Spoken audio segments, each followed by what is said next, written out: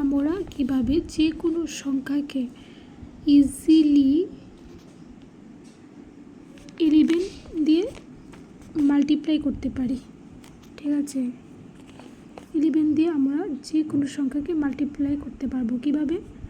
প্রথমের লাস্টের 5 লিখলাম, ফার্স্টের 1 লিখলাম, তারপর 5 আর 4 যোগ করব, অ্যাড করব, 5 4 9, 4 2 6, 2 আর 1 3,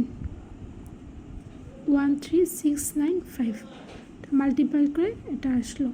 যে কোনো বড় সংখ্যাকে ছোট সংখ্যাকে আমরা ইজিলি ওরালি আমরা মাল্টিপ্লাই করতে পারি, মুখে 1 সেকেন্ডও লাগবে না, আমরা এটা করতে পারি।